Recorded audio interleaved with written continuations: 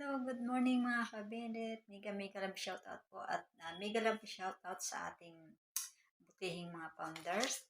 Si Ma'am Julita Dato Dunya, Sis Jinky Lim, Araceli Ara, Idna Pubs, Sinya Corpos, Rose Bas Official, Mary Ann Pramarion, Romil Balacanaw, Ma'am Gemma Monterola, at saka si Ma'am Yanli. At big love shoutout din po sa ating Team Medit community. Ang ating Team Medit Worldwide, Team Medit Hong Kong, Team Medit Bicol, Team Medit Silent Supporters, Team Medit Barcelona, Spain, Team Medit Middle East, and Team Medit USA. So, mega love shoutout po sa ating community. So, hello guys, and hello mga ka-medit. So, binabati ko rin ang mga galing natin na reactor, si Sis FMT Channel, May Vlog, Shine Vlogs, Miko Lopez Vlog, at saka ang mga kasamahan natin na nag-YouTube, si Rincy Temporal, si Sis Jinky Lim, si Ma'am Rosebas Official, andyan ang si Yanli, si Shine, sino pa ba? Mga nag-YouTube na mga kasamahan natin na Medit community. So, paki-comment na lang guys yung mga nakakalam kasi ako bibihira kasi ako mag-ano. So, ngayon guys, ang natin ngayon is si Bunso. Diba? Good luck sa ating Bunso Medit. Bunso, masabi ko lang, ano man ang mga achievement mo, tuloy mo lang yan. Stay strong. Pagpatuloy mo yung nasimulan mo, okay yun, wag mo nang i-public yung love life mo. Mas maganda, i-keep mo na lang. Privacy mo na lang yun. Kasi, para hindi pagsimulan ng mga basher. Kasi, pag nakapublic yun, alam mo naman yung mga basher, hindi titigil yan hanggat hindi nakakita ng mga negatibo na pambaba sa'yo. So, good. I-private mo na lang. So, basta, ano man ang marating mo, andito lang ang mga Medit community, ang mga supporters mo na patuloy na naniniwala at nagtitiwala sa iyo. So, ano man ang mga pambabati ko sa iyo, ano man ang mga pambaba sa iyo, hayaan mo na lang yun. So, continue mo na lang yan at hanggang sa makarating ka sa tuktok na iyong pinapangarap. So, good luck, Bunso. So, masasabi ko lang sa mga nambabash, salamat dahil sa patuloy yung pambabash kay Bunso.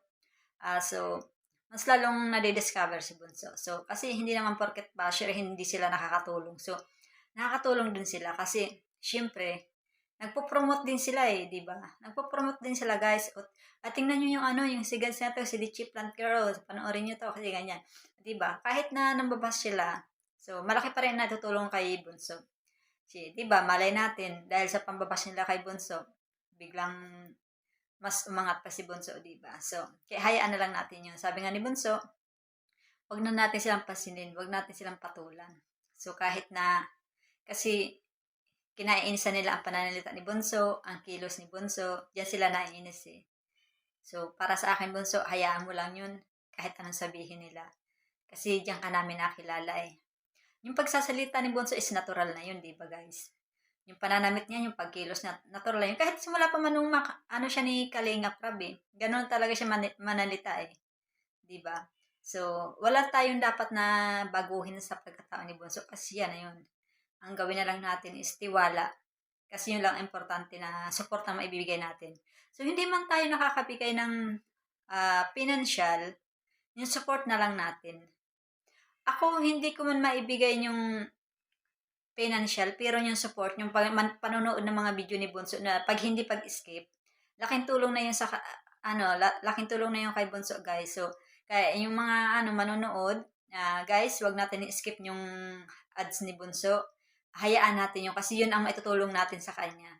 Yun na lang ang magiging, natin, suporta sa kanya, yung hindi pag-skip ng mga ads. So, Bunso, payo ko lang sa'yo, saan ka man makarating ka man sa tuktok, sabi nga ng ibang mga ibang mga supporters na dapat andun ka pa rin. Yung manatili ka pa rin na nakaapak sa lupa. Ganun lang. So, sa mga bagong kaibigan, huwag masyado magtiwala. So, kilalanin kung ano man yung mga nakaraan mo dati. Huwag mo nang akwento. Hayaan mo na lang yun. So, ang privacy mo is hindi mo pwedeng ipagkwento sa naging kaibigan mo. So, kahit sa karelasyon mo, siguro pwede mo ikwento, not full story. Hayaan mo na lang na hindi na mag-ano kasi pag ikwento mo kasi ng kwento yun, may time, darating yung time na pag hindi kayo nagkaintindihan, yun ang pambabato sa'yo, yun ang panglalaban sa'yo eh. Kaya, yun lang ano ko sa'yo, Bonso. Kasi, hindi tayo perfectong tao eh. Lahat tayo may nagagawang kasalanan. Lahat tayo may nagagawang pagkakamali. So, hindi lahat ng mga nagawa nating kasalanan is kahit sa kaibigan, ikukwento natin, hindi pwede. Kasi, mayroong kaibigan na may pagkakatiwalaan, may kaibigan na gagamitin yun na panlaban sa'yo, yung mga nakaraan mo. Kaya na nga nung ngayon na nangyari. Kaya, maging aral na yun sa'yo, Bunso. So, huwag masyado magtiwala. So, ingat lagi sa pupuntahan. Alam mo naman na, at alam naman namin na kayang-kaya mo yan. So, basta, manalig ka lang lagi. Andyan ang mga titas mo na laging nakasuporta sa'yo. Kung ano man yung mga pinapayo nila, kung sinasabi nila, so, pakinggan mo na lang, Bunso. Para sa ikabubuti mo yun. So, basta kami, andito kay mga supporters mo. Mula sa simula hanggang sa dulo, kasama mo kami sa pangarap mo. At alam namin na hindi ka magbabago. Kung ano yung nasimulan mo, ikaw pa rin at ikaw pa rin yun. Siguro may magbago sa'yo sa mukha. Siyempre kasi gumaganda ka lalo. O di ba blooming. Siyempre. O di ba.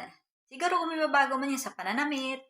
Di ba kasi siyempre, ang isang tao, ang isang vlogger na nakikilala na, hindi naman siguro porket nakilala ka sa social media is yung pananamit mo is parang is hindi mo ayusin. Siyempre, habang nakikilala ka sa social media, siyempre, yung pananamit mo is aayusin man natin, 'di ba? Kahit naman sino, hindi porket nakilala tayo sa social media, yung pananamit natin yun pa rin. Siguro may pagbabago ng kaunti, pero hindi talaga yung totaling basta yun na yun, alam niyo na yun guys, 'di ba? So, go lang, Bunso. So, siyempre, may mga founders ka na mababait, nagbibigay sa'yo ng mga damit, mga anuman, o 'di ba? So, karapatan mo yun na gamitin yun. Karapatin mo na yung mga binibigay sa'yo is masuot mo. Para mas lalo kang maging yung bang maging confident sa sarili mo. Alam naman namin na nagmo-model ka eh. Alam naman namin yun eh. Lalo na ngayon. Siguro, wish ko lang maging success ka sa yung itatayong business. Once na nagkaroon ka ng sariling business, ipagpatuloy mo pa rin yung pagtulong, yung pagka-charity mo, tuloy mo pa rin yung, Bunso. Masabi ko lang, good luck, at tiwala lang sa sarili, pagpatuloy ang pangarap. So, good luck sa'yo. At alam namin na matutupad mo yung pangarap mo para sa pamilya mo. So, alam ko na napakabuti mong anak dahil iniisip mo yung kapakanan ng iyong mga magulang. So, good luck, Bunso. Ingat lagi.